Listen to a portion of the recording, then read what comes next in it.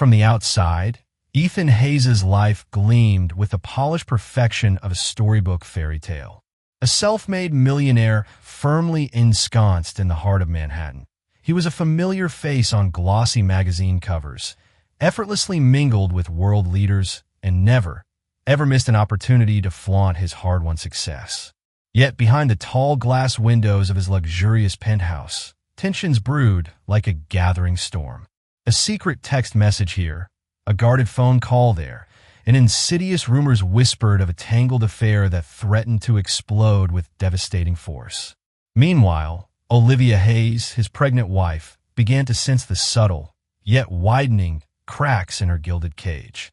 No one, least of all Ethan, suspected how quickly a single, anonymous online leak would unravel his carefully manicured world, ending his illustrious career in the span of one unforgettable, catastrophic night. Ethan Hayes' story was the very stuff of modern legend. Born to hard-working, middle-class parents in suburban New Jersey, he had tenaciously clawed his way to a coveted scholarship at Harvard Business School. There, he'd rubbed shoulders with future magnates and titans of industry, forging powerful alliances that would later propel him to the dizzying top of the finance world. By the remarkable age of 32, Ethan had founded Hayes Global Ventures, a private equity firm that specialized in distressed real estate assets, buying low, selling high, and somehow weaving financial magic in between. His striking good looks and suave, undeniable charm made him a darling of the business press.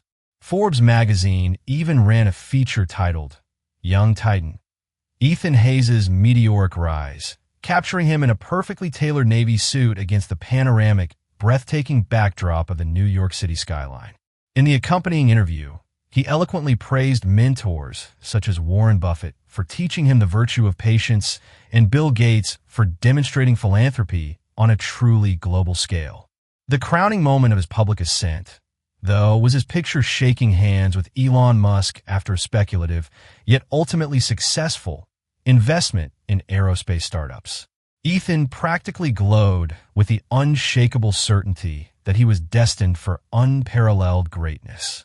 It was at a star-studded fundraiser in Central Park that he first laid eyes on Olivia Rodriguez. She was a dedicated nonprofit consultant with a profound passion for arts education.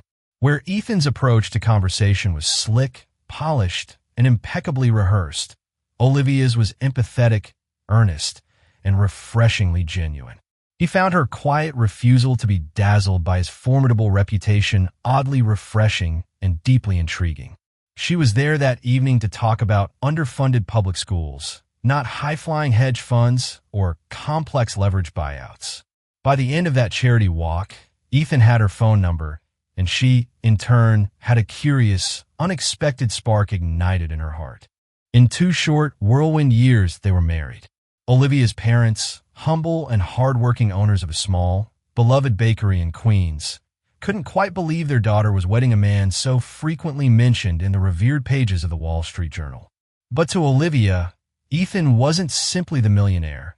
He was the thoughtful person who showed up unannounced to volunteer at her community events, the generous man who wrote personal checks for after-school programs without a moment's hesitation.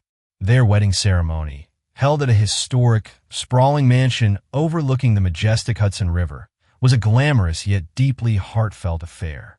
The tabloids brimmed with gushing, almost breathless coverage. Olivia, radiant and ethereal in lace. Ethan, impossibly dashing in a classic tuxedo, both smiling as though they had discovered the elusive secret to eternal happiness. At first, their union genuinely seemed magical, almost divinely blessed. Ethan often declared that Olivia grounded him, tethered him to important values he might have otherwise forgotten in his relentless pursuit of success. She brought soul, he said, to his ambition.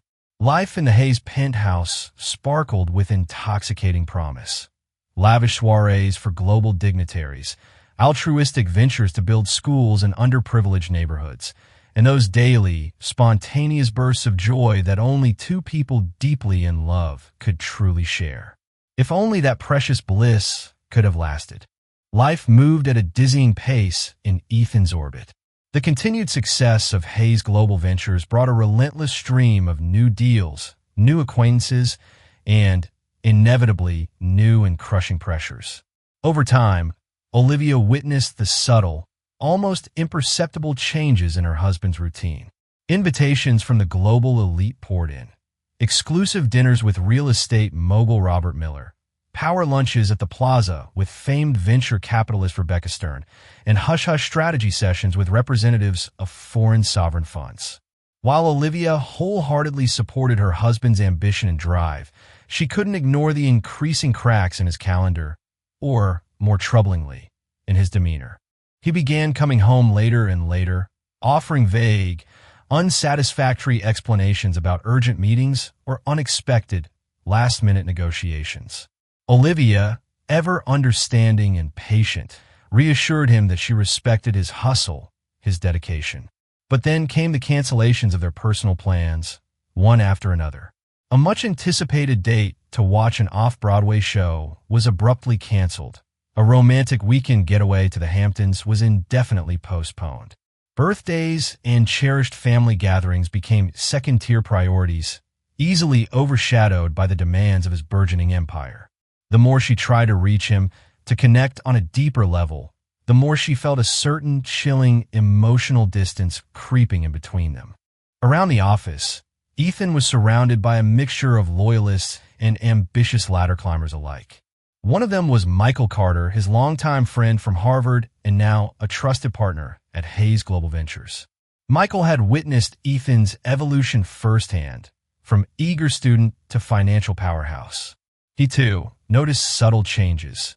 Ethan's sharper, more aggressive edge during conference calls, the almost imperceptible tension lurking behind his charismatic smile during high-stakes business pitches. Yet, Michael, like many others, trusted that a man as resourceful and intelligent as Ethan always had everything under control. Among the staff at Hayes Global Ventures was also the bright, beautiful, and fiercely ambitious Sophia Vance. A recent Wharton MBA graduate, Sophia had made significant waves by closing a multi-million-dollar investment in green technology within her very first year of the firm. Her sharp intelligence and striking, almost intimidating beauty made her a constant topic of conversation at every corporate event. Ethan publicly lauded her as the future face of finance, praising her effusively for deals that posted triple-digit returns. He found in Sophia a compelling reflection of his younger self, hungry, driven, and utterly fearless. Still, none suspected that an alliance far different and far more dangerous than business was about to form between them. At this point, Olivia had no real idea who Sophia Vance truly was. She saw her name in passing on annual reports, a footnote in the grand narrative of Hayes Global Ventures. Occasionally, Ethan would mention Sophia's accomplishments, praising her for her innovative thinking and aggressive deal-making. Olivia would simply nod and smile, genuinely impressed by this rising star at her husband's firm. In Olivia's mind, she was grateful Ethan had such formidable professionals like Sophia on his team. She never once suspected that the very power he admired in his protege might be forging a dangerous, irresistible temptation beneath their polished corporate veneer. As Olivia's pregnancy crept into her second trimester, she began noticing odd, unsettling details. The first warning sign was a lingering perfume scent she didn't recognize on Ethan's coat, a fragrance too floral and exotic to be hers. She asked him about it casually, trying to sound unconcerned, and he brushed it off dismissively. Probably from a handshake at some networking event, he'd mumbled. Another red flag was how he suddenly protected his phone like a prized, invaluable artifact, always face down on tables, always locked with a new, complex passcode she didn't know. Late at night, she'd hear the faint, insistent buzz of incoming messages, see the subtle, telltale glow of his screen as he typed back furtively in the dark. Each time, she tried to rationalize away her growing concerns. This was the man she loved, the man who donated millions to build libraries in underserved communities, who had cried with joy at their pregnancy announcement, who once surprised her on a random Tuesday with her favorite pastry from her parents' bakery in Queens. Infidelity seemed utterly, heartbreakingly unimaginable. Yet, Olivia's heart churned with a subtle, gnawing dread, a persistent unease she couldn't shake. Life in the Hayes penthouse had become increasingly solitary. Although Ethan had solemnly promised to limit his business travel during her pregnancy, his schedule remained as frenetic and demanding as ever. Singapore, Dubai, Parrish was always on the go, chasing new mergers or lucrative expansions. He rarely spent more than a couple of nights at home in a row. When he did, he was restless, irritable, glued to his emails, or deeply engrossed in late-night brainstorming calls. Olivia began to feel that the only constant presence she could truly count on was the tiny, precious baby she carried within her. Friends from Olivia's old neighborhood in Queens reached out with gentle concern. They missed her visits, the way she used to pop in spontaneously for coffee and easy conversation. "He's just going through a busy phase," she'd reassure them, her voice perhaps a little too bright. In a way, Olivia was trying to reassure herself, too. Still, the insidious doubt grew with every passing day. Every time she caught sight of that mysterious perfume lingering on his clothes, or saw a new, bruise-like shadow under her husband's eyes from too many sleepless, unexplained nights. Then, Olivia found something truly chilling. A hotel receipt, carelessly tucked into Ethan's suitcase from a high-end, exclusive resort in Turks and Caicos. The date on the receipt overlapped with a weekend he'd told her he was in Boston, supposedly closing a critical deal. She tried to confront him, to demand an explanation, but lost her nerve at the last moment. Could she have misunderstood? Was it a courtesy booking for a client or a member of his staff? Her mind ran in frantic circles, desperately seeking a plausible, innocent explanation. Little did she know, the truth was far more insidious and heartbreaking than she could have ever imagined. Sophia Vance was not the sort of woman who blended easily into the background. With her ebony hair styled in a sleek, sophisticated bob, she carried herself with an air of confident, almost regal ease. By day, she dazzled boardrooms with crisp, insightful financial analyses, commanding unwavering respect from colleagues, often twice her age. By night, she appeared in glossy social columns alongside Manhattan's elite, her signature emerald dress shimmering provocatively under the relentless flashes of paparazzi cameras. She was rumored to have grown up in modest circumstances, a fact that only fueled her fierce determination to break ceilings, no matter the personal cost. One evening, Olivia found herself accompanying Ethan to a prestigious charity gala hosted by the Metropolitan Museum of Art. The proceeds would benefit underfunded art programs in public schools, an event that aligned perfectly with Olivia's deepest passion. Upon arriving, Olivia felt a flicker of the old sparkle of excitement as she began hobnobbing with notable figures, gallery owners, esteemed educators, and philanthropic entrepreneurs. Soon, a group of Ethan's colleagues from Hayes Global Ventures greeted them, and among them, inevitably, was Sophia. This was their first real, formal introduction. "Ah, the legend herself," Sophia said with a radiant, disarming smile, extending a perfectly manicured hand to Olivia.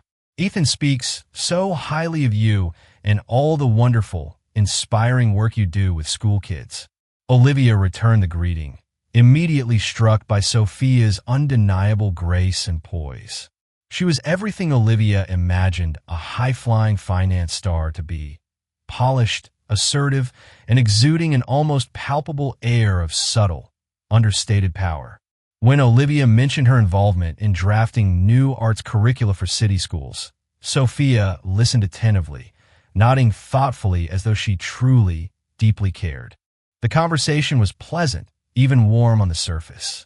Yet, Olivia caught a fleeting, almost imperceptible flicker of something unspoken, something electric between Sophia and Ethan. A shared glance that felt too intimate, too layered with private meaning, too knowing. Throughout the rest of the gala, Olivia couldn't shake the unsettling sense that eyes were on them, as if the other guests, too, sensed an undercurrent, a silent tension. She told herself she was imagining it, that she was just hormonal and overthinking, but a tiny, insistent voice inside her whispered, "Sophia Vance is more important to Ethan than you realize." By the evening's end, Olivia felt deeply unsettled, her earlier excitement completely extinguished. Ethan excused himself to take an urgent call just when Olivia was beginning to share her heartfelt feelings about an educational campaign close to her heart. Sophia, too, conveniently vanished into the throng of well-dressed socialites. Olivia sipped her sparkling water in awkward, uncomfortable solitude, noticing a faint, familiar swirl of that same unfamiliar perfume drifting subtly through the air. After the gala, Olivia began piecing together a disturbing pattern of subtle clues. Ethan had singled Sophia out in so many recent conversations, praising her as a strategic genius, marveling at her uncanny ability to close complex deals in weeks that took other seasoned professionals months. In the past, Olivia had always been proud whenever Ethan mentored bright up-and-comers, seeing it as a testament to his generosity. Yet, with Sophia, the tone of his praise sounded different, tinged with a personal adoration that made Olivia deeply uneasy. One morning, Olivia found herself with a rare free schedule and decided to surprise Ethan at his office with homemade pastries, his favorite almond croissants, fresh from her parents' bakery. It was a sweet, thoughtful gesture she used to do often, back when everything between them felt normal, easy, and uncomplicated. Arriving unannounced at the sleek, modern offices of Hayes Global Ventures, Olivia was greeted by the wide-eyed, flustered receptionist who stumbled awkwardly through a hello, as though not entirely sure how to handle her unexpected presence. Olivia brushed it off and headed down the long, glass-walled corridor to Ethan's impressive corner office. Outside his door, Olivia froze. Through the partial opening, she heard lowered, intense voices. Ethan and Sophia seemed to be in the middle of a heated discussion, but not in an angry sense.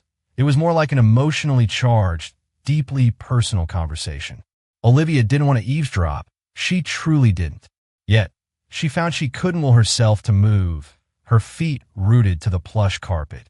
Then, she clearly heard Sophia say, her voice soft but firm, "We'll figure this out, Ethan. I'm not giving up on you." A brief, heavy silence followed, and then Ethan's voice, softer still, almost a whisper, "I know, just not here." Olivia's heart hammered violently in her chest. She quickly, silently, retraced her steps and waited by the reception area, forcing a casual, unconcerned expression onto her face when Sophia exited Ethan's office moments later. Sophia paused in surprise upon seeing Olivia with the pastry box. "Oh, Olivia, I didn't know you'd be stopping by." Her voice carried an unmistakable undercurrent of tension, though her face remained impeccably calm, a mask of cool professionalism. Olivia's fingers clenched tightly around the pastry box as she managed a tight, strained smile. Their brief, awkward exchange ended with Sophia slipping away in a swirl of expensive designer perfume, the same scent that had been troubling Olivia for weeks. Olivia approached Ethan's office next. He greeted her with mild surprise and a forced, overly bright grin. "Almond croissants. Wow," he said, accepting the box, his eyes flicking nervously to the door as if confirming Sophia was truly gone. Olivia asked if he was all right, if something was wrong, and Ethan dismissed it vaguely as office stress. The entire moment felt like a carefully choreographed, incredibly tense dance, with unspoken anxieties and hidden truths swirling palpably around them. That night, Olivia hardly slept, twisting the memory of Sophia's words, "I'm not giving up on you," over and over in her mind. She remembered how intimate, how possessive they sounded, like a promise whispered between lovers rather than a professional exchange between colleagues. Uncertainty, cold and sharp, blossomed within her, overshadowing even the burgeoning joys of her pregnancy. She told herself she needed proof, irrefutable proof, before leaping to devastating conclusions that might destroy her marriage, her world. Still, the insidious seeds of suspicion had taken firm root, and the soil of her heart felt unbearably cold and barren. Despite her mounting worries and sleepless nights, Olivia maintained her public smile, a mask of serene composure, as she accompanied Ethan to another high-profile event, the annual City of Tomorrow Gala. Headlined by luminaries in real estate, technology, and philanthropy, it was a can't-miss affair for anyone jockeying for influence and power in the city. Ethan was especially eager to network with Arthur Davies, a legendary investor rumored to be launching a multi-billion-dollar fund. Olivia, for her part, planned to share her vision for an educational project that integrated cutting-edge technology into underfunded schools, hoping to drum up some much-needed philanthropic support. The venue was lavish, a 5-star hotel ballroom overlooking the glittering expanse of Central Park. Crystal chandeliers sparkled brilliantly overhead, and the delicate strains of violin music mingled with the low, insistent hum of high-stakes conversation. Olivia wore a flowing cobalt gown, expertly tailored to accommodate her growing baby bump. She felt both regal and deeply uneasy, noting the lingering stares from various acquaintances. She wondered if she was imagining the subtle undertones of gossip in their voices when they greeted her, their smiles perhaps a little too knowing. About an hour into the gala, Sophia Vance swept in, wearing a sequined emerald dress that seemed to catch and reflect every flicker of light, making her impossible to ignore. She immediately joined Ethan, who stood near a champagne fountain, exchanging pleasantries with the aforementioned Arthur Davies. Sophia's arrival sparked a perceptible shift in the air. Ethan's posture straightened almost imperceptibly, and there was a palpable current of electricity, an undeniable charge, as they spoke. Olivia approached, her heart thudding painfully against her ribs. She joined the small circle just in time to hear Ethan praising Sophia effusively. She single-handedly brought in an Indonesian sovereign fund for our latest project. Imagine what she'll accomplish next year. Sophia laughed softly, a low, melodious sound, thanking him while shooting a quick, coded look in his direction. That fleeting glance, so brief yet so loaded, felt like a secret, shared confession. Arthur Davies then turned to Olivia, politely inquiring about her philanthropic interests. Seizing the opportunity, she began to share her concept for bridging education gaps through advanced technology. Though Arthur listened, his attention seemed divided. Olivia sensed a general distraction in the group, as if her carefully prepared words were being overshadowed by the silent, intense drama swirling between Ethan and Sophia. She pressed on regardless, determined to stand her ground, to make her voice heard. Partway through the evening, Olivia watched from across the crowded ballroom as Ethan and Sophia slipped out onto the balcony, their figures silhouetted against the cool moonlight. Their silhouettes formed tense, angular outlines against the city skyline. Olivia could almost feel the strain in their stances, the unspoken words hanging heavy in the night air. When they returned, Ethan was stone-faced, his expression unreadable, while Sophia looked suspiciously tearful, her eyes red-rimmed. The rest of the gala played out in a confusing, painful haze, Olivia's mind spinning with unanswered questions. Why was Ethan risking such a public, almost blatant display if he truly had nothing to hide? On the silent ride home in their chauffeured car, Ethan was uncharacteristically quiet, brooding. Olivia debated whether to confront him then and there to demand the truth. But fear, a cold, paralyzing fear of what that truth might be, won out.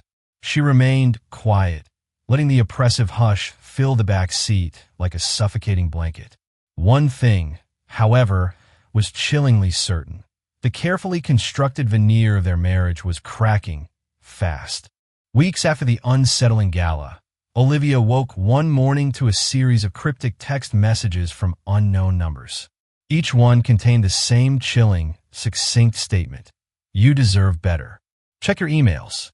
Shaken and her hands trembling, she logged into her personal email account and found an anonymous note with an attachment. The note read, "He's not who you think he is. Trust me, I work with him. This has gone on too long. You should know."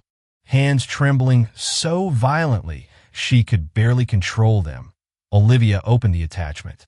Her eyes widened in disbelief and horror at what she saw. Screenshots of phone call logs, countless late-night messages, and intimate photos from Sophia Vance, all addressed to Ethan. Some were innocuous enough, referencing business deals or upcoming meetings. But others were clearly, undeniably personal phrases like, "missing you," "last night was unforgettable," and "can't wait until we're alone again," leaped accusingly off the screen. A wave of profound shock crashed over Olivia. She felt as if she were floating outside her body, watching herself shatter into a million pieces. She reread the messages, her mind desperately searching for any plausible explanation besides the obvious, devastating one. Perhaps they were fabricated, cleverly doctored. Or maybe there was some crucial context missing, some innocent explanation. Yet, the sheer depth and frequency of the conversations were undeniable, irrefutable.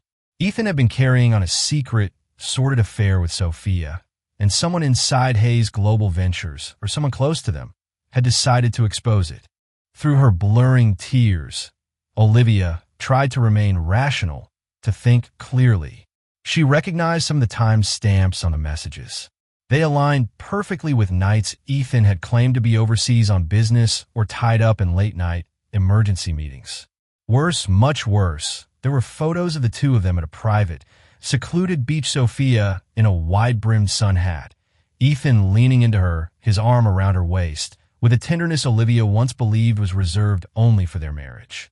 The date stamps on the photos matched the exact weekend he was supposedly in Boston, closing that critical deal. Olivia doubled over as waves of intense nausea seized her, uncertain if it was morning sickness or the raw, physical manifestation of her heartbreak. She clutched her phone, tears splashing onto the screen, obscuring the damning evidence. The anonymous tip had obliterated any lingering chance of maintaining her carefully constructed illusions. Betrayal now stood naked and undeniable before her, leaving no room for doubt, no solace in denial. She scrolled through the messages again, feeling her profound grief slowly, dangerously, transform into a simmering, righteous rage. She was pregnant with this man's child, their child, while he gallivanted with another woman behind her back, betraying every vow they had made. Was this what their marriage, their life together, was truly worth? In desperation, Olivia tried calling Ethan. No answer. His phone went straight to voicemail. She left a trembling, tear-choked voice message. "We need to talk. Now." Then, she buried her face in a pillow, sobbing uncontrollably until sheer exhaustion finally closed her eyes. The world felt cruel, cold, and unbearably empty, and she wondered, with a fresh wave of despair, if she had the strength to confront what came next. Ethan returned home late that evening to find Olivia sitting silently on the living room couch, the dim glow of a single lamp illuminating her tear-streaked, ravaged face. The instant he saw her red-rimmed, swollen eyes, he knew something had irrevocably changed. She said nothing at first, only holding out her phone, the screen illuminated with the damning evidence. He glanced at the screen and visibly paled, the color draining from his face. Silent, agonizing seconds stretched as he read through the texts and scrolled through the incriminating pictures. Olivia noticed the flicker of raw guilt crossing his face before he quickly masked it with a forced, unconvincing calmness. "Where did you get these?" he asked, his voice low, almost a growl. "Does it matter?" she replied, her own voice surprisingly steady, though laced with unshed tears. "They're real, aren't they?" He exhaled shakily, dropping heavily into a seat across from her, the vast expanse of their opulent living room suddenly feeling small and suffocating. "It's complicated, Olivia. Sophia and I don't want excuses." Olivia's voice trembled with quiet, contained fury. "I want to know how you could do this to me, to us, while I'm pregnant with your child." Ethan looked away, unable to meet her piercing, heartbroken gaze. "It started as a mistake, Olivia. I was at a conference. We had too much to drink." "That's not an excuse," she snapped, her composure finally cracking. "You lied to me for months. No, possibly years, given some of these timestamps? You made me doubt my own sanity, my own perceptions." He tried to speak, to offer some semblance of an explanation, but the words choked in his throat. Instead, tears, genuine tears of regret, or perhaps self-pity, brimmed in his eyes. Olivia found it almost pitiful. She had once adored this man, this larger-than-life figure who had swept her off her feet. Now he looked small, lost, and utterly pathetic, snared in the messy, devastating aftermath of his own betrayal. Eventually, haltingly, he confessed to an ongoing affair with Sophia.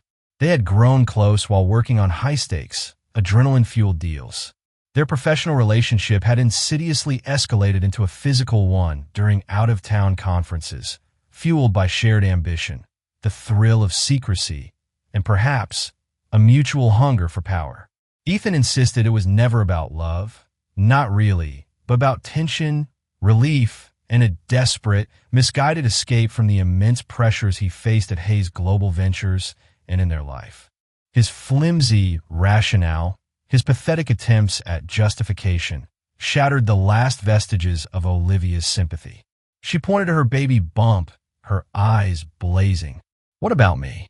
Your child? Did you ever, for one single moment, think about the risk? Emotionally? Physically?" Ethan attempted an apology, a string of mumbled, inadequate words, but they fell hollow, empty, and far too late. Olivia erupted, her pent-up fury and pain spilling out in a torrent of accusations. She recounted every suspicious sign she'd foolishly overlooked, every sacrifice she'd made, how she'd steadfastly supported his demanding career, how she had endured him missing crucial prenatal appointments, all while he was betraying her. Underneath her raw anger lay a profound, deep-seated sadness for the life she thought they were building together, a life that Ethan had so casually, so cruelly betrayed. By the time the gut-wrenching confrontation finally ended, hours later, Olivia felt emotionally gutted, hollowed out. Ethan retreated to his study that night, if he slept at all. She stared blankly at her bedroom ceiling, fresh tears soaking her pillow, wrestling with the impossible question of how to move forward, how to pick up the shattered pieces of her life. The next morning, she awakened to the grim, unavoidable knowledge that her heartbreak was only just beginning, and so, too, was Ethan's precipitous downfall. In the tumultuous days following Olivia's devastating discovery, Ethan scrambled desperately to patch up his rapidly unraveling personal and professional worlds. He promised Sophia he would handle the situation, but then, in the same breath, assured her that Olivia would always be his priorish blatant, transparent lie. He then turned to Olivia, reassuring her with equal insincerity that he would end the affair immediately, that he would do whatever it took, anything, to save their marriage. However, Olivia watched his mounting panic with a chilling air of detachment. Her trust in him, once so absolute, was already shattered beyond repair. Then came the social media explosion. One seemingly ordinary Monday morning, a popular, salacious finance gossip blog, The Street Whisperer, posted a scathing, sensational article. Billionaire Ethan Hayes' secret affair exposed. Exclusive photos. The piece included several leaked pictures of Ethan and Sophia embracing, looking far too comfortable, in what appeared to be a private cabana at a luxurious tropical resort. The blog further teased that additional, even more salacious details were forthcoming. Within hours, major, reputable business news outlets like Bloomberg and CNBC picked up the story, albeit more cautiously, framing it as a scandal rocking Hayes' global ventures. Stock forums and online investor communities buzzed with rampant speculation about how this public relations disaster might affect Ethan's leadership and the firm's carefully cultivated reputation. On Twitter, finance influencers and market analysts dissected the ethical implications with relish, with some commentators stridently calling for Ethan to step down from his position as CEO. Ethan's phone lit up, a relentless barrage of calls from concerned board members, irate investors, and perplexed, demanding clients. Even Rebecca Stern, the venture capitalist who had once publicly praised him for his philanthropic endeavors, issued a statement condemning his distraction from the greater mission of ethical business. The timing was utterly disastrous. He had been on the very cusp of finalizing a massive, game-changing investment partnership with the influential Arthur Davies.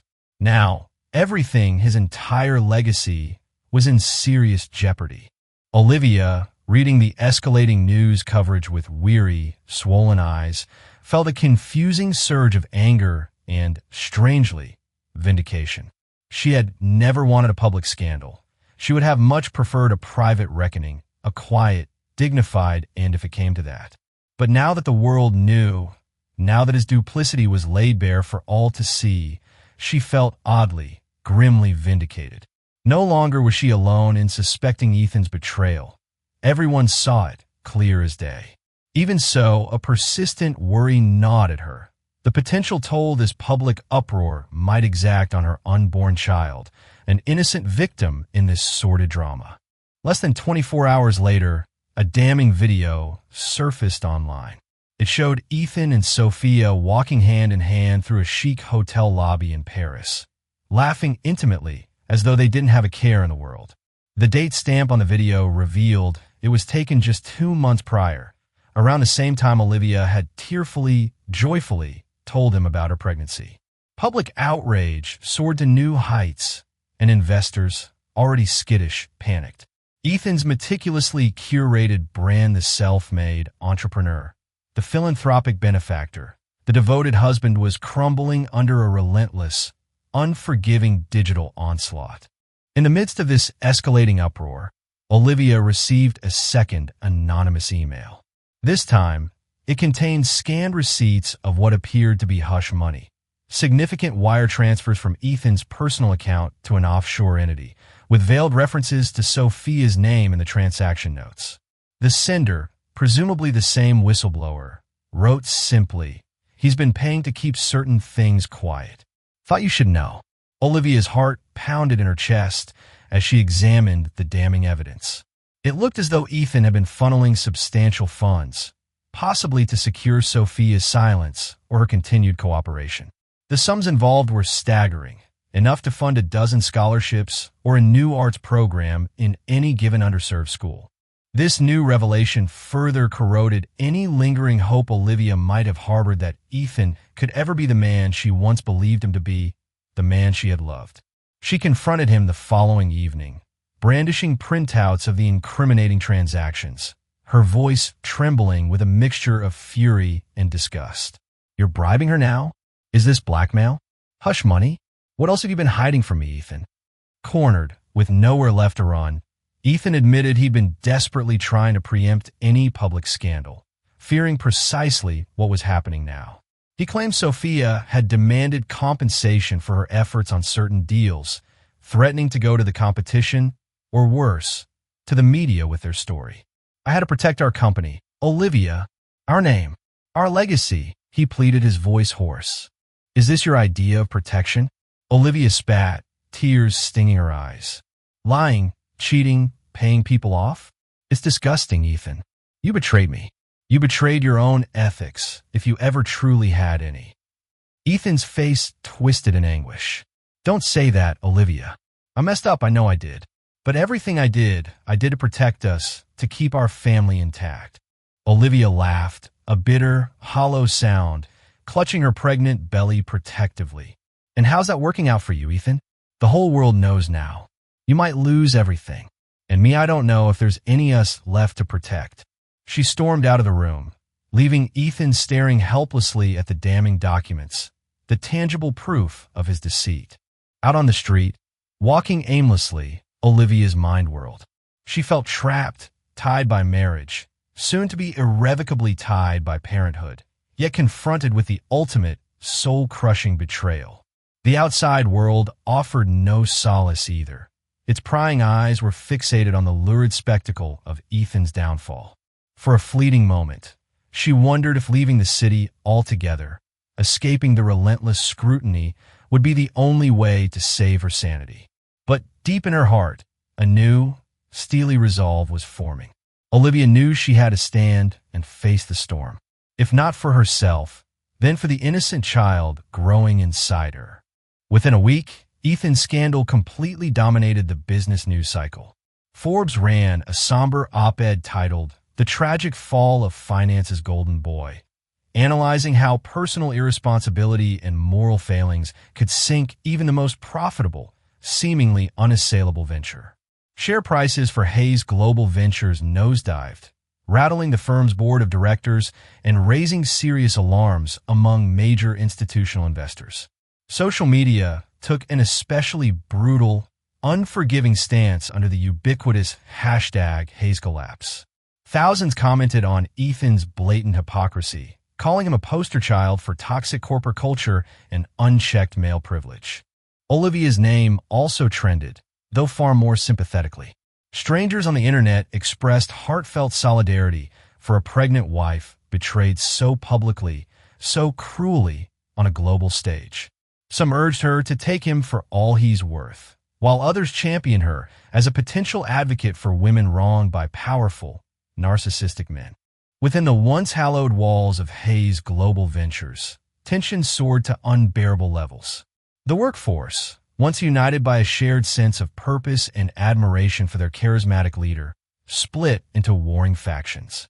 Some, mostly older colleagues who had known Ethan for years, remained loyal, believing the scandal was a purely personal matter that shouldn't overshadow his considerable professional accomplishments. Others, particularly younger employees whose futures were now uncertain, blamed him vehemently for tarnishing the company's hard-earned name, an egregious act of negligence that jeopardized everyone's jobs. Michael Carter, Ethan's old friend and partner, tried desperately to calm the internal chaos, but rumors circulated that at least half the board wanted Ethan removed permanently. Sophia, for her part, took an indefinite leave of absence, citing stress from the public harassment. No one knew if she'd ever be back. Amid the escalating chaos, Olivia found herself hounded by a relentless pack of reporters camped outside their penthouse, cameras and microphones perpetually at the ready. She refused to answer questions or open the door, feeling the once comforting walls of her luxurious home closing in on her. Her phone buzzed incessantly with calls from tabloid editors, offering huge, almost obscene sums for an exclusive, tell-all interview. She declined them all, her voice firm. Journalists even visited her parents' beloved bakery in Queens, peppering them with invasive, inappropriate questions. Her mother, Isabella, called Olivia in tears, apologizing profusely for not knowing what to do, how to handle the relentless media intrusion. Olivia felt a fresh wave of guilt. Her private tragedy had become a public spectacle, and those she loved most were becoming collateral damage. Deep inside, a new, powerful resolve began to form. Olivia realized, with a clarity that surprised her, that she had the power to shape her own narrative, rather than let the scandal swirl around her, uncontested and uncontrolled. She was the wrong party. She had a voice, and if she chose to speak, the world, now so captivated by her story, would listen. Whether that voice would bring healing or further destruction, she didn't yet know. But one thing was certain. She was done sitting quietly, passively, while Ethan's duplicity overshadowed her entire life, her entire being. During one long, sleepless night, Olivia stared at old photos on her phone, a poignant slideshow of a life that now felt like a distant, almost fictional dream. Her and Ethan beaming with unadulterated joy at their wedding. Her reading enthusiastically to children at the community center, her face alight with passion. Him proudly unveiling a giant ceremonial check for a local library, the epitome of the benevolent philanthropist. The happy, sun-drenched memories contrasted so sharply, so painfully, with the raw heartbreak she now endured. She felt betrayed not just by Ethan, the man, but by the entire glittering facade of perfection they had once so convincingly presented to the world. At some point, bleary-eyed and exhausted, she scrolled through messages of support from friends, family, and even complete strangers on social media. People urged her to fight, to stand up for herself and for her unborn baby. She mulled over the daunting idea of making a public statement, something to reclaim her dignity, her agency, but also to call out Ethan's egregious actions without stooping to the level of sensationalism that the tabloids craved. Her phone pinged with a text from an unknown number. "I'm so sorry for what you're going through, Olivia. If you ever need a platform to share your side of the story, we have your back." Signed, Jessica Morgan, Women's Advocate Today. Olivia recognized the name immediately. Jessica Morgan was a well-known, highly respected journalist and a fierce feminist advocate. Jessica's powerful open letters had previously brought crucial attention to pressing issues like wage gaps and domestic abuse. The text felt genuine, authentic, a rare, welcome sign of compassion in a media landscape that often thrived on scandal and sensationalism. Olivia's heart pounded. Could she trust Jessica to handle her story ethically, respectfully? The next morning, after another restless night, Olivia called Jessica. Their conversation lasted almost an hour. Jessica listened patiently, without interruption, as Olivia poured out her heartbreak, her profound sense of isolation, and her deep-seated fears for her future and the future of her child. She clarified that her aim wasn't to harm Ethan's career out of spite or revenge, but to stand up for her own life, her own truth, and her innocent child. Jessica, understanding and empathetic, offered to arrange a press conferencia-controlled, dignified environment where Olivia could present her perspective on her own terms. No tabloid spin, no paparazzi ambush, just her truth. Olivia agreed, though the momentous decision left her trembling with a potent mixture of anticipation and dread. That afternoon, Olivia met with a highly recommended lawyer who specialized in complex marital law. She needed to understand her rights, especially with a baby on the way. While part of her, the wounded, betrayed part, considered immediate divorce, another, more sentimental part still grappled with the lingering echoes of the deep love she'd once felt for Ethan. The lawyer recommended caution, explaining how a public statement might potentially influence settlement negotiations or future custody issues. Olivia nodded gravely, fully aware that once she spoke publicly, there would be no going back, no retreat. In just a few short, hectic days, Jessica Morgan secured a small, intimate event space in Midtown, not far from the bustling energy of Times Square. The press invitation was circulated discreetly among reputable journalists and established media outlets. The announcement itself was simple, understated. Olivia Hayes, wife of Ethan Hayes, to make a statement regarding recent events. Despite the short notice and the carefully controlled dissemination of information, the event attracted widespread attention. Producers from major television networks like CNN, MSNBC, and even the BBC reached out, eager to broadcast the compelling story of a betrayed, pregnant wife taking a courageous stand against her powerful, disgraced millionaire husband. Jessica Morgan handled all the complex logistics, ensuring Olivia would have privacy to arrive and depart without being mobbed by the inevitable crush of cameras. In the background, Olivia's lawyer hovered, still uneasy about how the press conference might affect the delicate legal proceedings. Still, Olivia was resolute. This was her narrative to tell, her truth to reclaim. On the eve of the press conference, Olivia worked on her statement in a quiet, familiar corner of her parents' bakery, inhaling the comforting, nostalgic scent of fresh bread. Her mother, Isabella, brought her a warm, soothing mug of chamomile tea, gently stroking her daughter's hair. "You'll do what's right, Mija," Isabella whispered, her eyes filled with a mother's unwavering love and profound concern. Olivia's phone buzzed with a text from Ethan. "Please don't do this, Olivia. We can fix this privately. Think of our child." She stared at the words, a fresh surge of bitterness rising within her.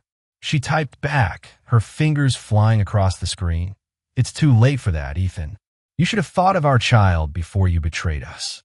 Then, with a decisive click, she turned off her phone, refocusing on the carefully chosen words she planned to read before the world, before the glaring eyes of the media. Inside her, a maelstrom of emotions raged. Heartbreak, anger, a deep sense of betrayal, but also, surprisingly, an underlying, burgeoning sense of empowerment. She was no longer just the supportive, smiling wife standing silently in the background of Ethan Hayes' success story. She was stepping forward, pregnant and wounded, yes, but ready to claim her truth, her voice. Whatever happened next, she promised herself she would be honest, not just for herself, but for all the women, all the strangers who had reached out, telling her to be strong, to be brave. A brisk, biting wind blew through Manhattan on the morning of Olivia's press conference. Cameras were already set up, a formidable line of lenses and microphones, by the time she arrived, escorted protectively by Jessica Morgan. The modest venue could comfortably seat about 100 reporters, but many more were spilling out the door, forming a restless, expectant crowd on the sidewalk. A palpable hush fell over the room as Olivia stepped onto the small, sparsely decorated stage, her baby bumped subtly, yet defiantly, outlined beneath a simple black wrap dress. Jessica stood steadfastly beside her, a reassuring, protective shield. Flashes erupted, momentarily blinding her. Olivia took a deep, steadying breath, her heart pounding so loudly she feared the sensitive microphone would pick it up. She glanced down at her note cards, then up at the sea of expectant, curious faces. She began, her voice trembling slightly at first. "Good morning. My name is Olivia Hayes, and I'm here today to speak about the recent scandal involving my husband, Ethan Hayes, and his affair with Sophia Vance. 4 weeks now, I've watched as this deeply personal story has been told, and often mistold by tabloids, anonymous blogs, and the relentless rumor mill. Today, I want to present the truth from my perspective." She paused, letting the weight of her words settle in the suddenly silent room. "I've been married to Ethan for 3 years, and, as many of you know, we are expecting a child. I believed in him. I stood by him. I built a life with him, a life I cherished. But I recently discovered, along with the rest of the world, that he was engaged in an extramarital relationship. I have read the same articles, seen the same devastating images. They are, as you can imagine, profoundly devastating, especially given my pregnancy. Cameras clicked incessantly, a barrage of sound capturing every flicker of emotion on her dignified, composed face. Olivia continued, her voice growing steadier, stronger with each word. "I do not share this to invite pity or to be a pawn in some sordid public spectacle. I share it because women and mothers deserve the truth when it comes to the integrity or lack thereof of the men we marry. And because I believe accountability matters, whether you're a private individual or a prominent public figure who so often touts the importance of ethical leadership." She then, calmly and factually, revealed Ethan's desperate attempts to cover up the affair, even referencing the existence of hush money documents that had come into her possession. Gasps, quiet but audible, rippled through the assembled crowd of seasoned journalists. Olivia clarified, her voice ringing with conviction. "I stand here today not to destroy Ethan Hayes, but to claim my future and the future of my child, free from deception and lies. I believe marriage is a sacred partnership, built on a foundation of unwavering trust. And once that trust is broken so thoroughly, so completely, we must face the painful reality of what, if anything, remains." With tears now brimming in her eyes, yet her gaze unwavering, Olivia concluded, "I'm asking for privacy and respect as I decide the next steps for my family. I'm deeply grateful for the outpouring of support I've received from so many. My hope is that by speaking my truth today, I can begin the long process of healing and perhaps, just perhaps, encourage others facing similar betrayals to find their own voices and do the same." She stepped back from the podium, a trembling, profound hush sweeping the room. Cameras zoomed in on her tear-streaked, yet resolute face as Jessica gently guided her away. The press conference had lasted less than 10 minutes, but it was enough to ignite a media firestorm that would shake Ethan Hayes' once invincible empire to its very core. The press conference footage went viral within hours, dominating TV headlines and flooding social media timelines across the globe. Clips of Olivia's trembling, yet resolute voice played on a seemingly endless loop. Hashtags like Olivia Speaks Truth and Truth for Women trended globally, sparking widespread conversations about infidelity, power dynamics, and female empowerment. Celebrity talk show hosts weighed in, universally praising her bravery and dignity. Prominent women's advocacy groups hailed Olivia as a hero, a symbol of strength for publicly confronting such a painful, personal betrayal with such grace. Ethan Hayes, meanwhile, faced an immediate, devastating backlash. Investors who had previously hesitated to sever ties now flocked away from Hayes' global ventures in droves, unwilling to align themselves or their capital with a leader so publicly, so thoroughly indicted by his own wife. The firm's stock plummeted further, entering a terrifying freefall. The much-anticipated joint venture with Arthur Davies was officially placed on indefinite hold. In a terse statement to the press, Arthur Davies cited grave concerns about leadership ethics and overall stability at Hayes Global Ventures. Inside the beleaguered company, the board of directors convened an emergency meeting. The consensus was grim, the mood somber. Ethan's personal scandal had irrevocably morphed into a public relations nightmare of epic proportions, threatening the very survival of the firm. A formal vote of no confidence was scheduled for the following week, a vote that would decide his future at the company he'd painstakingly built from scratch. Some longtime allies, men who owed their careers to Ethan, still attempted to defend him, arguing feebly that personal issues shouldn't overshadow professional achievements. But they were vastly outnumbered by those pointing to the spiraling finances, the collapsing stock price, and the irreparable brand damage. Ethan retreated to the opulent, now silent, penthouse, blinds drawn, refusing to comment publicly. Even Sophia Vance was nowhere to be found, rumored to be on an extended, unscheduled vacation in London, far from the prying eyes of the American media. For Olivia, the whirlwind of support and intense media attention felt surreal, almost overwhelming. Every time she logged online, she saw strangers praising her courage, dissecting her press conference with minute detail, or labeling Ethan a monster, a narcissist, a disgrace. She had never wanted to be the face of a movement, but she felt a growing, undeniable sense of responsibility to use the platform fate, however cruelly, had handed her.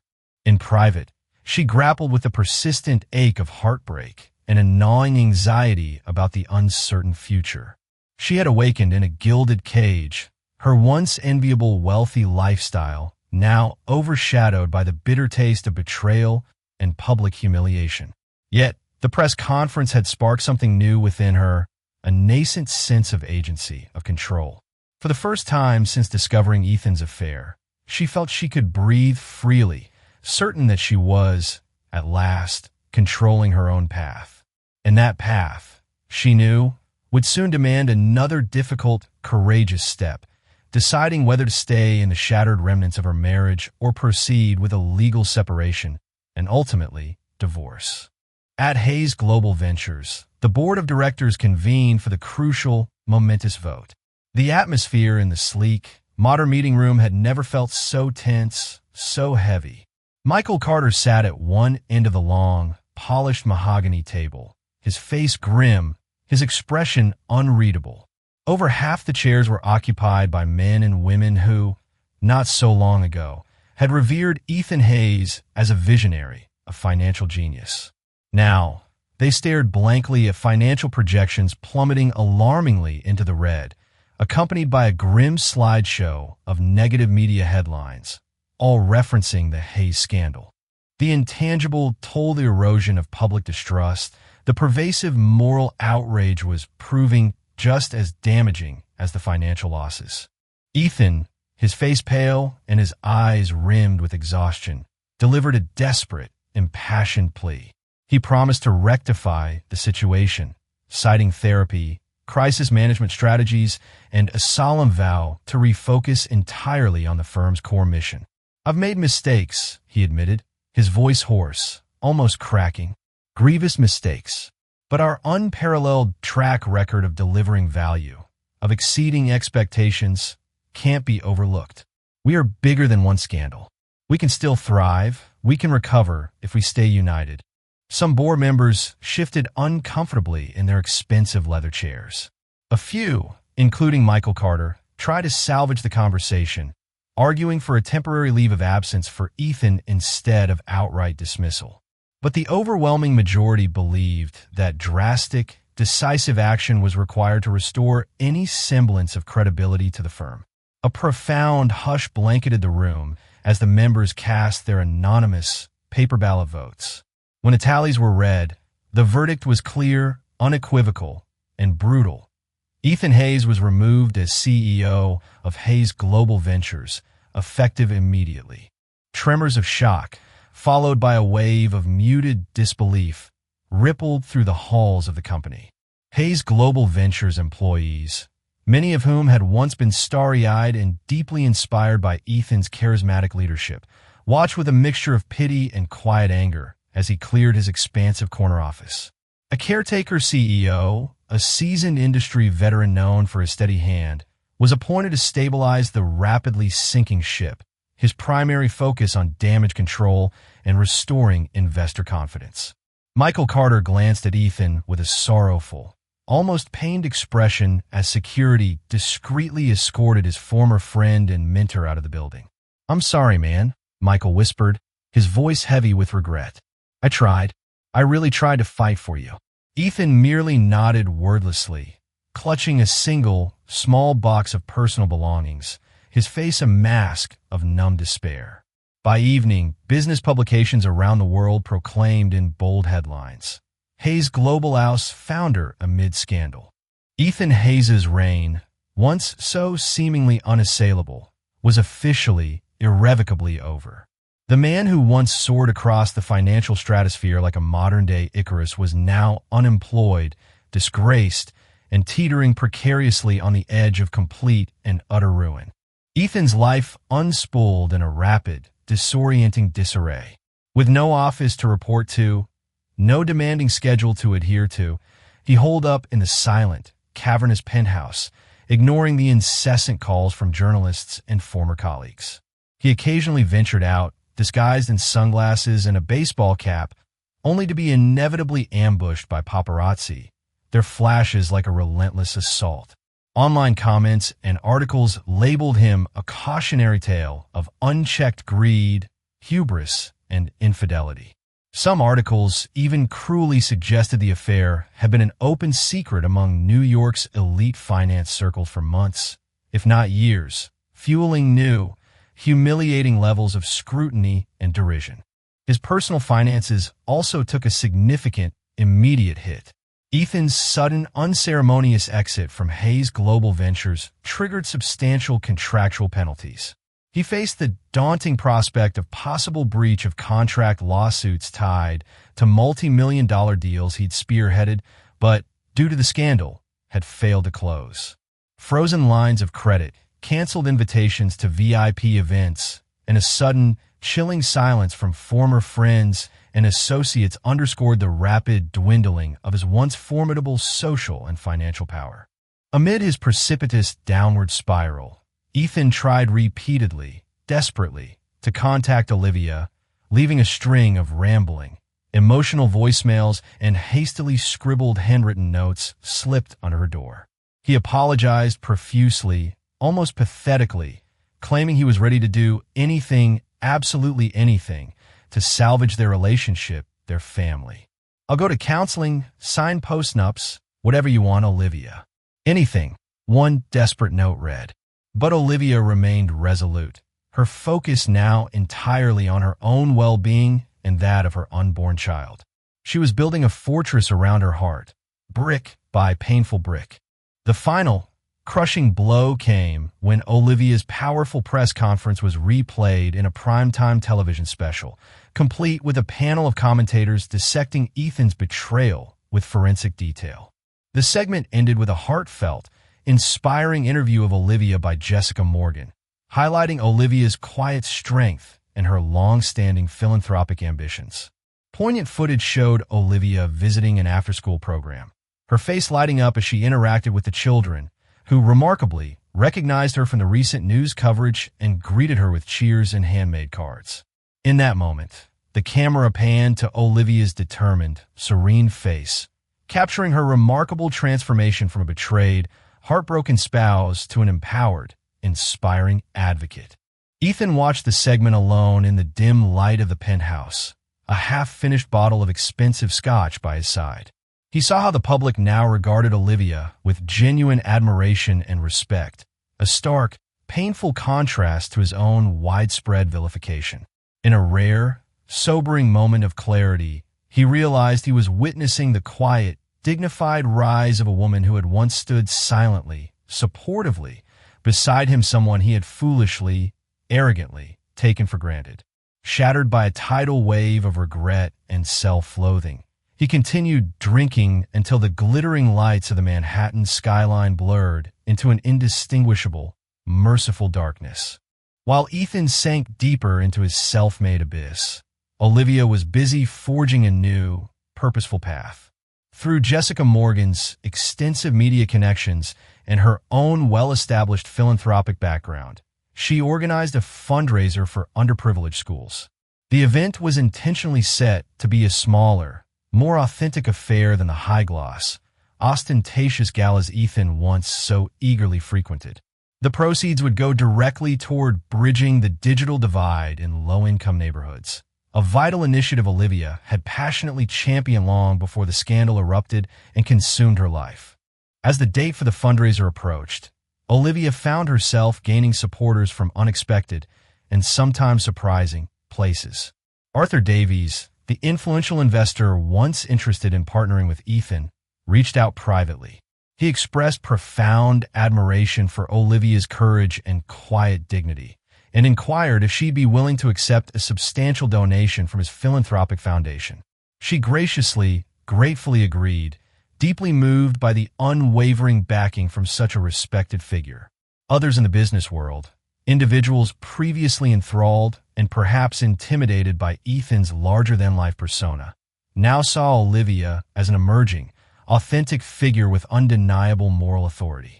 Invitations to speak at leadership panels and women's empowerment conferences began to trickle in, ironically offering her the very spotlight once promised to, and so carelessly squandered by, her estranged husband. Meanwhile, Olivia took pragmatic, decisive steps to secure her future.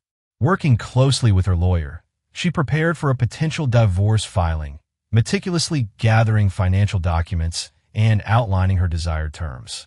She also met with a trusted financial advisor, ensuring she fully understood the complexities of Ethan's vast assets and any marital entitlement she was due. Each step felt daunting, yet incredibly liberating, as she realized, with a growing sense of empowerment, that she no longer had to abide by the suffocating illusions of a perfect marriage, a perfect life. In a surprising, unexpected twist, Michael Carter approached Olivia discreetly, his expression one of sincere contrition. He apologized profusely on behalf of Hayes Global Ventures, acknowledging that many within the firm deeply admired her strength and resilience. "We know Ethan's downfall was his own doing, Olivia," Michael admitted, his voice low. "And many of us, well, we'd like to work with you in some capacity, if you'd be open to it. Maybe an advisory role on the philanthropic side of the New Hayes Foundation." Olivia hesitated, uncertain about maintaining any ties, however tenuous, to an institution so deeply entangled with Ethan's betrayal. Still, she considered the possibility of effecting positive, meaningful change from within, of turning something so painful into an opportunity for good. Days turned into weeks as Olivia expertly balanced philanthropic planning, potential legal battles, and the ever-present emotional and physical toll of her advancing pregnancy.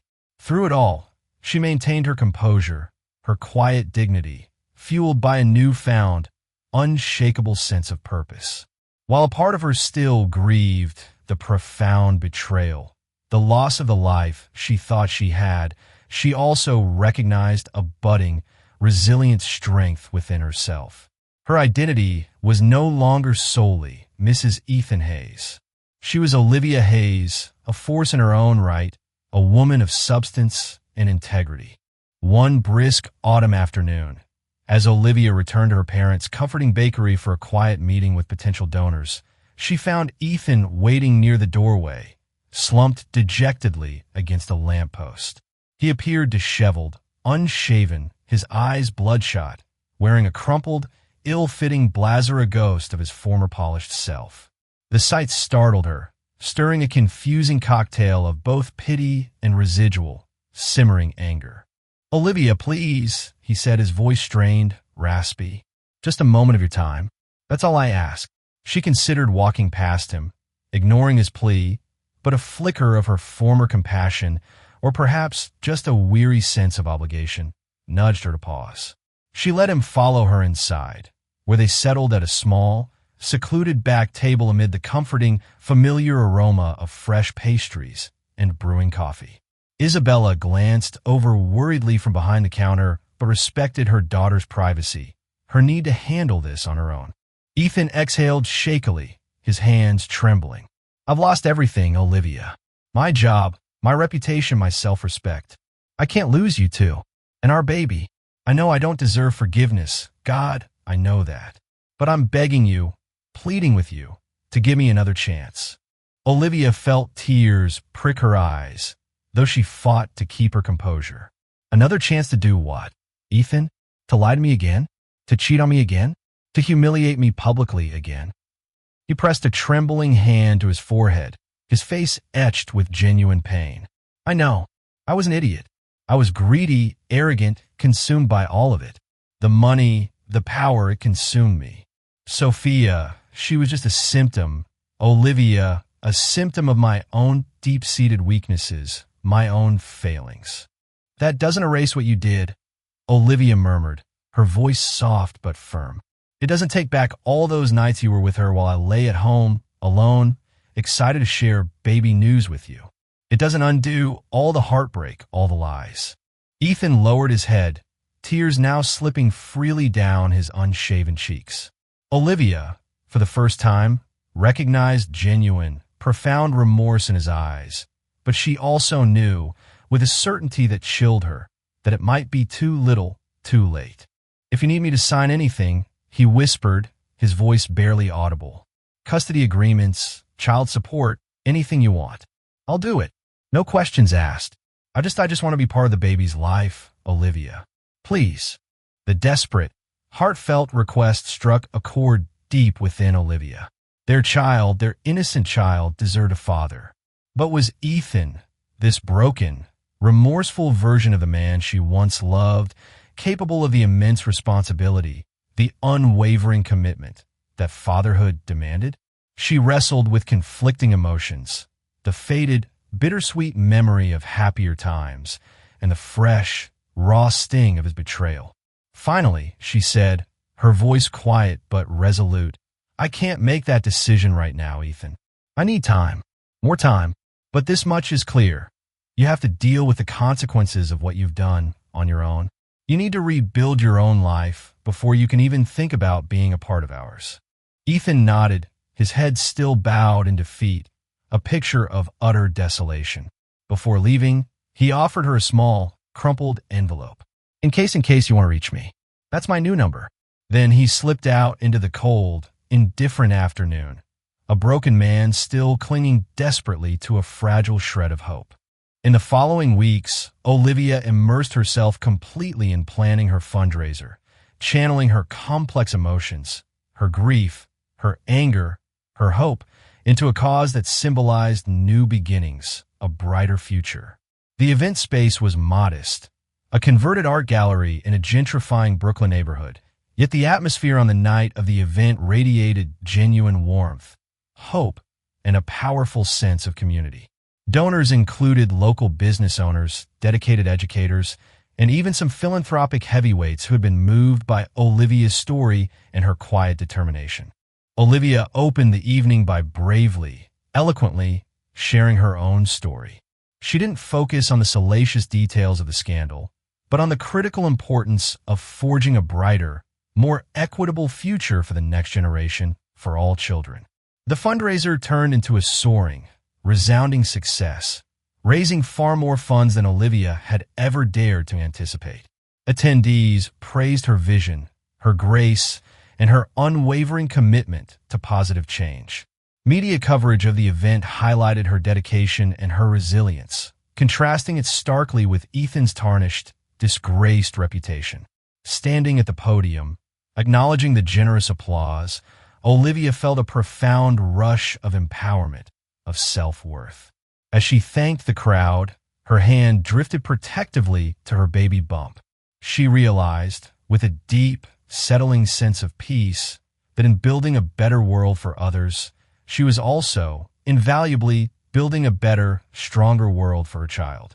Not long after the successful fundraiser, Olivia filed for legal separation, citing irreconcilable differences.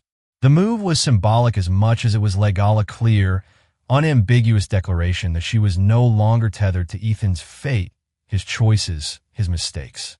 Public interest in the Hayes scandal gradually waned, replaced by fresh headlines, new dramas, as the relentless news cycle inevitably moved on. Life was still challenging, filled with uncertainty, but Olivia awoke each morning with a renewed, invigorated sense of purpose, surrounded by a tight-knit circle of supportive friends and her loving, steadfast family. As for Ethan, rumors suggested he had entered intensive therapy and was tentatively considering launching a smaller, more boutique financial consultancy if he could ever find backers willing to trust him again. Some whispered that he was volunteering regularly at a local youth center, perhaps seeking to rediscover the philanthropic spark, the genuine desire to do good that had once, long ago, defined him. Whether these rumors were genuine signs of change or just strategic, carefully calculated PR moves, Olivia didn't know. And for now, she didn't particularly care. Occasionally, late at night, she thought about the complex issue of letting him be involved with their child, but she knew she needed irrefutable reassurance, tangible proof that he had truly, fundamentally changed, that he was capable of being the father their child deserved. Olivia's belly grew, and so did her resolve, her inner strength. She had discovered her voice, her power, in the very midst of devastating betrayal, learning the invaluable lesson that her worth wasn't measured by a man's success or by the glittering, fragile illusions they had once spun together. The conclusion of this painful, public saga was not a bitter, resentful end, but rather the quiet, beautiful blossoming of her own hard-won independence. She carried with her the indelible lessons of heartbreak, the profound, all-encompassing joy of impending motherhood, and an unshakable determination to rise above any scandal, any adversity that dared to overshadow her future, her light. The downfall of Ethan Hayes and the rise of Olivia Hayes stand as a powerful testament to life's unpredictable, often tumultuous turns. A single, anonymous leak online dragged a seemingly untouchable powerhouse billionaire into the depths of ruin.